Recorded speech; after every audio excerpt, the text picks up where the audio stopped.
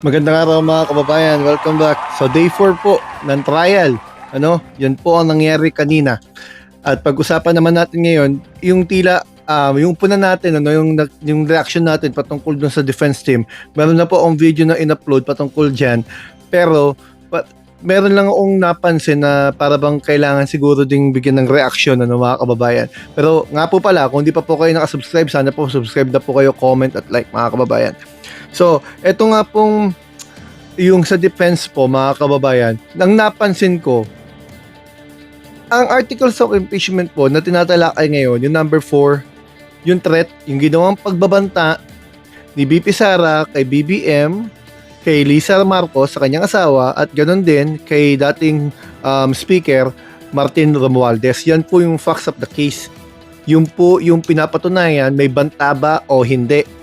Pagamat sinasabi nila conditional daw, sabi naman sa Revised Penal Code Article 282, ang mga elemento lang naman doon kapag ang pagbabantay nag-i-inflict ng harm sa isang tao, sa kanyang pamilya o kaya sa kanyang property, hindi naman sinabi doon kung conditional o hindi. Sabi nga ni Atty. Lotoc, the threat is serious and real doon sa kanilang investigasyon na ginawa.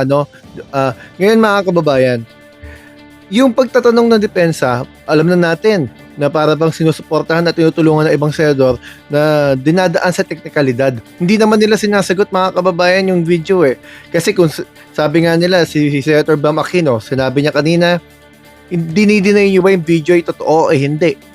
Kasi natapos ang last week, wala namang sagot So kanina sinabi nila, dinidinay nila kasi dinidinay nila yung kabuuan ng mga bintang. Pero mabigat doon mga kababayan, ginamit nila yung same video last week. Natatandaan niyo po, pinakita nila yung video doon sa parte na nandun yung chief of staff ni BP Sara. Ginamit nila yung parehong video. So, kung dinideny nila na totoo yung video na yun, bakit nilang ginamit na ebidensya yun para tanungin ang testigo? Di po ba? So yun, medyo malaki problema nila doon. Pero ang napansin ko talaga kanina, yung ugali ng iba nating mga kababayan, wag naman magagalit yung mga DDS. Yung pag sila pag may ginawa sila, pero pag pinuna mo, pa-victim na. Parang gano'n, nag-gaslight na, kaya selective na. Sila gumawa ng kailangang imbestigahan, tapos nagiging selective. Katulad kanina, ang kaso ay threat laban kay BBM. Napunta ngayon ang pagtatanong nila, inimbestigahan nyo ba yung threat naman kay BP Sara? Kasi reaction niya yun Yun ang punto nila kaya niya nasabi yung mga bagay na yun kasi reaction niya yun sa nangyayari sa kanya. Kaya nga tinanong ni Senator Hontiveros kanina, magagamit pa yung emotional reaction. Wala naman sa elemento nga naman yun ng threat base sa Revised Penal Code. Ngayon mga kababayan, ang sabi ni Atty. Lotoc, mayroong investigasyon. 2 beses nga pinasapina kaso hindi dumating. Hindi siya dumalo mga kababayan. Ngayon pinupuna nila yung teknikalidad mga kababayan. Bakit daw na-invitation sa ibang media, tulad sa ABS-CBN ata yun? Kasi ang punto nila, mali daw yung date. Kasi parang nauna pa yung invitation doon sa date na sinasabi nilang nagpasimula sila ng investigation. Pero technicalidad na yun mga kababayan, yung mga typo, ang importante lang dyan, ma-establish kung mayroon ba totoong banta o wala.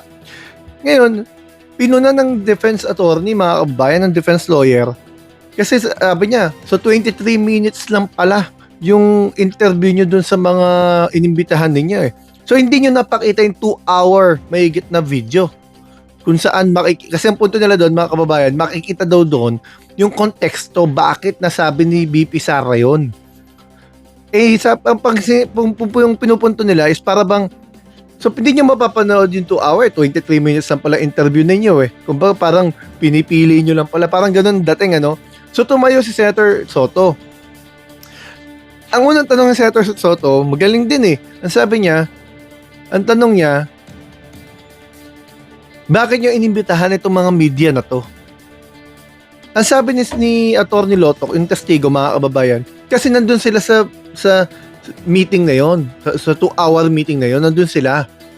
Kaya tinatawag sila para ma-question, matanong, makuha na ng information. So sabi ni Senator Soto, So hindi nyo na kailangan ipakita sa kanya lang yung 2-hour video eh. Nandun pala sila eh. Doon medyo nasupalpal ulit yung depensa ng mga kababayan. Malinaw lang naman kasi para bang imbis na nagpo-focus kayo, totoo bang may banta o wala doon sa buhay ng presidente na yun naman ang kaso, bakit napunta doon? Di po ba? Bakit napunta sa... Di ba dapat nagsampa rin sila ng kaso? Para yun ang pag-usapan. Parang bakit nagulo na? Ayun ang tingin ko. Pero suma total mga kababayan, yung nangyari kanina, tingin ko lalo pang napatibay yung argumento ng prosecution. Mas napatibay nila kasi unang-una, teknikalidad ang pinupuntirya ng kabila. Tinutulungan ng ibang senador, mga kababayan. Kitang-kita naman.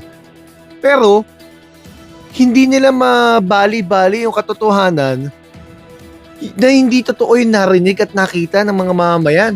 Yung video, hindi nila mabaluktot eh. Hindi nila na hindi totoo yan at peke yan o yan inalter, binago, dinoktor, dinaya. Hindi eh. Bagamat sinabi nila kanina, dinideny na nila yung buo no? Kabuuan. Ngayon, babalik ulit yun sa argumentong bakit nyo ginamit yan na ebidensya last week.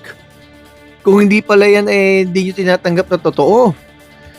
Kaya mahirap yung sitwasyon ngayon na depensa, mga kababayan. Kasi lalabas dyan, naghahanap lang sila ng mali doon sa mga detalye, sa teknikalidad, yung date na sinasabi nila, mali daw yung date, yung sinasabi nilang yung Department of Justice na dapat ay Department of Education, yung mga detalyeng yan mga kababayan, para sa akin, obvious naman, common knowledge naman o sige, hindi siya DOJ Secretary ng DepEd Secretary siya granting, okay na yan. O ano ngayon? Diba ba? So dahil ba dyan? Dahil ba na nasabi si BP Sara ay DOJ Secretary imbis sa DepEd Secretary, ibig sabihin ba nun, hindi totoong nagbanta siya? Kasi babalik pa rin tayo sa tanong ang article of impeachment ay pagbabanta. Article 282 ng Revised Penal Code. Nasatisfy ba yung mga elemento doon? Nung bang sinabi niya na pag siya napatay, patayin mo yung kausap niya, di umano na umuo sa kanya, si BBM, si Lisa Marcos, at si Martin Romualdez. Yun ba ay pagbabanta o hindi? Sabi nila, conditional daw. Meron bang conditional? Hihintayin mo pa bang mapatay para masabi mong krimen yung sinabi niya? Hindi naman murder ang kinakaso pagbabanta. So hindi mo kailangan hintayin na mangyari yung banta para masabi natin meron niyang banta. Di ba mga kababayan? So yun naman po ang take away natin dyan. Hanggang dito po muna, maraming po salamat. Hanggang sa muli po, sana po subscribe po kayo, comment at like mga kababayan. AJ Commentaries po, salamat po sa inyo.